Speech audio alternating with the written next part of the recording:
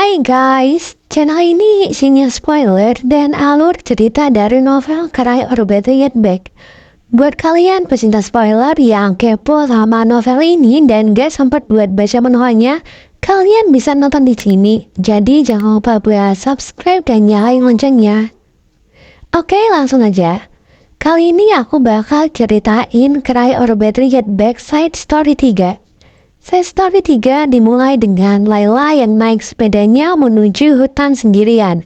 Waktu ia sampai di pondok, dia ngelepas topinya terus mengamati pemandangan pondok itu. Ya, pondok yang dimaksud yaitu pondok tempat Layla dan Paman Bill sebelumnya. Meskipun udah gak ada seorang pun yang tinggal di sana, tapi pondok itu masih sama kayak dulu. Sedikit flashback nih, sebenarnya Elise dan Katarina yang notabene-nya sebagai nenek dan ibu Matias pengen ngebongkar pondok itu karena udah gak kepake dan rencananya mau diganti sama taman tempat buat ngadain pesta teh outdoor, tapi rencana itu ditentang sama Matias. Setelah dengar hal ini dari asisten Matias, Layla langsung pergi nemuin Matias yang lagi ngurusin kerjaan waktu itu dan nanya apa rencananya soal pondok Paman Bill itu. Yang bikin kaget, Matias bilang kalau terserah Layla, bebas pondok itu mau diapain. Karena suara yang tenang, Matias bilang apapun yang pengen Layla lakuin ke pondok itu, ya itulah yang bakal terjadi. Layla mastiin apakah maksud Matias pondok itu jadi milik Layla sekarang. Sebagai tanggapan, Matias ngelirik sebentar ke Layla dan mengangguk sebelum ngelanjutin pekerjaannya. Balik lagi saat ini, ketika Layla lagi flashback hari itu, suara Matias yang membolak-balik dokumen bergema di benaknya dan merasa berterima kasih. Dan sekarang Layla pun memeriksa jam tangannya terus pergi melintasi halaman menuju pondok. Dia turun dari sepedanya dan memasuki pondok sembari mengamati bagian dalamnya. Sebagian besar barang-barang punya Layla dan Paman Bill udah diangkut ke rumah mereka yang ada di Rats. Sisanya cuman pemandangan sepi di mana beberapa perabot yang ditutup sama penutup debu aja. Setelah lihat-lihat di dalam, Layla mutusin buat pergi ke teras pondok. Dua kursi yang biasanya dipakai Layla sama Paman Bill masih ada di sana. Layla duduk di kursi itu sambil memandangi kursi kayu Paman Bill, sambil ngebayangin Paman Bill lagi ngerokok seakan-akan bisa dengar suara Paman Bill yang ramah dan tertawa. Dia dan Paman Bill udah berkali-kali duduk bersebelahan di teras ini, ngobrol bareng sambil menikmati udara segar. Layla pun mutusin buat memulai percakapan. Kata Layla, seolah dia cerita ke Paman Bill, "Paman Bill, aku akan kuliah seperti yang kamu harapkan. Semua murid yang lain adalah laki-laki, tapi Laylamu adalah nomor 1 di kelas. Apa kamu tidak bangga?" Felix make saja. Dia tumbuh begitu cepat, rasanya baru kemarin dia mengambil langkah pertamanya memakai sepatu yang kamu berikan. Tapi sekarang dia berlari dan mulai bisa berbicara. Tapi kamu pasti sudah tahu itu. Aku ingin punya satu anak lagi yang bisa memakai sepatu itu, tapi suamiku merasa sebaliknya. Layla terus ngobrol cukup lama, kayak yang udah sering dia lakuin sebelumnya. Dia bicara tentang kehidupan kampus, tentang Felix, dan tentang Matias. Seiring berjalannya waktu, suaranya mulai bergetar, namun senyumnya menjadi lebih damai. Akhirnya dia membuka matanya dan berdiri sambil bilang kalau Lala akan kembali lagi lain kali. Dan mengucapkan, "Aku mencintaimu ayah," sebelum perlahan turun dari teras. Saat Layla memakai topinya dan kembali ke sepedanya, dia ngerasain ledakan energi. Dia mulai mengayuh dengan cepat. Saat dia kembali ke jalan setapak di hutan, rok gaun putihnya berkibar tertiup angin. Dia belum putusin apa yang harus dilakuin sama pondok itu, tapi dia yakin akan satu hal. Pondok itu harus menjadi tempat yang akan membawa kegembiraan bagi Paman Bill. Dengan ekspresi tekad di wajahnya, dia mengangkat matanya ke arah langit. Seakan-akan dia bisa mendengar Paman Bill tertawa terbahak-bahak dan berkata, "Layla kecilku telah menjadi orang dewasa yang luar biasa." Scene berganti. Mobil yang membawa keluarga Gerhard muncul dari jalan hutan dan berhenti di tepi sungai Skolter. Para pelayan yang datang lebih awal buat nyiapin segala sesuatunya berbaris buat menyambut tuannya. Yang pertama keluar dari mobil ada Matias. Dia pakai setelan linen warna krem, tampak bermartabat seperti biasa. Sementara para pelayan diam-diam mengagumi pakaian tuan mereka, sebuah kaki kecil yang mengenakan sepatu bertali bertali muncul dari mobil. Karena kebiasaan, si sopir mulai mendekat buat bantu tuannya turun, tapi tiba-tiba dia berhenti. Matias gak ngizinin siapapun kecuali dirinya sendiri buat mengawal istrinya. Semua karyawan Afis tahu aturan ini. Siapa sangka Laila kecil, si putri angkat tukang kebun yang dulu bakal jadi wanita bangsawan. Sebagian besar pelayan yang hadir masih menganggap Laila sebagai tanda petik anak Hafiz. Perayaan memandang pasangan muda itu dengan takjub. Laila meraih uluran tangan suaminya dan keluar dari mobil. Ragaunya yang besar bergoyang dengan gerakan lembut. Mata hijaunya sangat matahari musim panas saat dia menikmati pemandangan.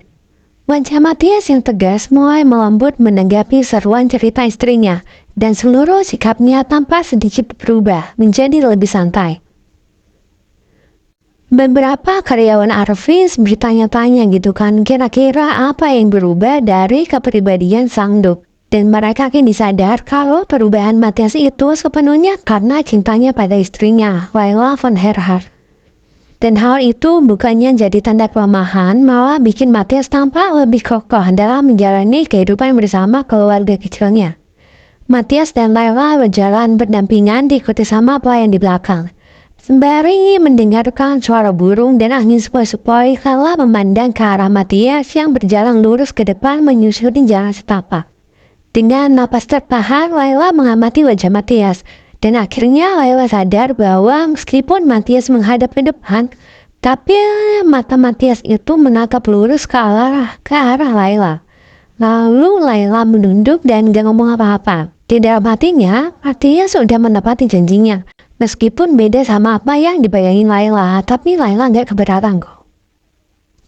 Laila bergantian menatap Matias dan Felix yang didorong pakai kereta bayi. Sebenarnya Laila gak sabar buat lari ke arah Felix dan meluk anaknya itu, tapi hal itu dia tahan. Ada semacam aturan gak tertulis gitu di Arvis yang beda sama di Raj. BTW di Raj itu ada mention tempat tinggal Matias dan Laila. Nah, Dekes yang sebelumnya itu bilang kalau Matias dan Laila bebas ngelakuin apa aja sesuka mereka di mention Raj. Tapi saat ada di Arvis, mereka harus patuh dan apa-apa bakal lebih ketat gitu. Dan sekarang Laila udah terbiasa sama hal kayak gitu. Dia juga sangat sadar persyaratan bahwa penerus hidup harus belajar hidup di kedua lingkungan tersebut. Sampai di tempat piknik, Laila itu takjub ngeliat ada tikar piknik gede di tanah. Di atasnya ada sederen barang kayak kompor kecil dengan tekote, piring berornamen, bantal dan selimut, serta vas berisi bunga segar. Oh ya, tempat piknik mereka itu di tepi sungai, tempat Laila biasa beristirahat habis metik raspberry dulu. Kata Laila, suasananya jadi beda. Ibarat mindahin seluruh ruangan dimension ke hutan, karena semua barang dibawa ke hutan gitu kan. Dengar pendapat Laila itu bikin Matias terkekeh dan ekspresinya makin bikin dia milih Felix. Dan lagi jantung Laila berdebar. Laila berterima kasih karena Matias sudah nempatin janjinya. Dia percaya bahwa suaminya bakal terus menepati janjinya seperti yang selalu dia lakuin di masa lalu. Gak peduli apa kata orang lain, Laila bakal selalu percaya sama Matias. Sebagai tanggapan, Matias mengulurkan tangan dan membelai pipi istrinya. Dan itu bikin Laila ngerasa mau dan berdebar di depan para pelayan.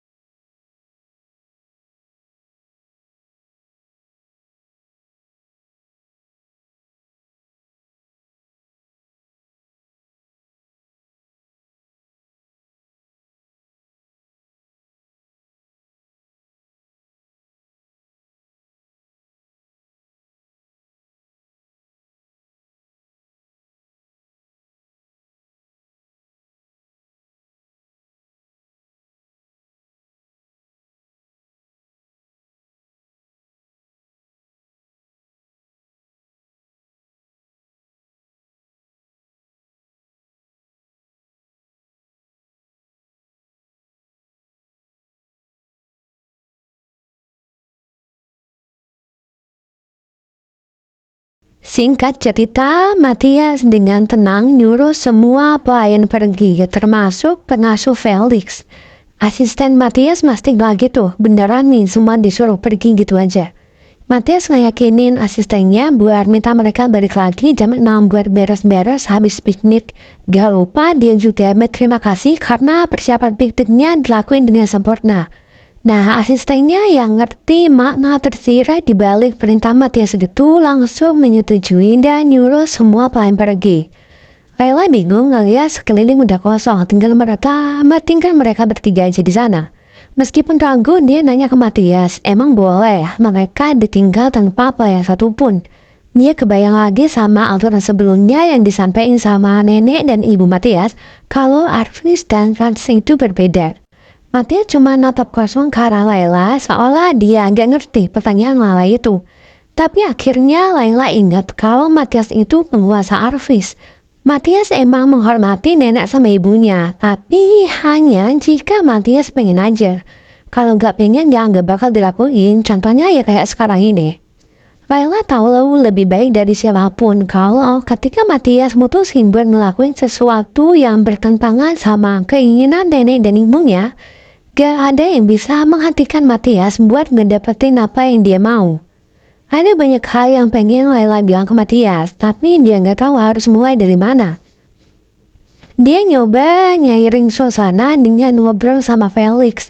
Meskipun demikian, dia bisa ngerasain tatapan tajam Matias tertuju ke wajah Layla. Sampai akhirnya Matias naruh cangkir tehnya. Ngeliat Layla yang bereaksi berlebihan kayak gugup gitu, Matias bilang, "Lepaskan sekarang, Layla.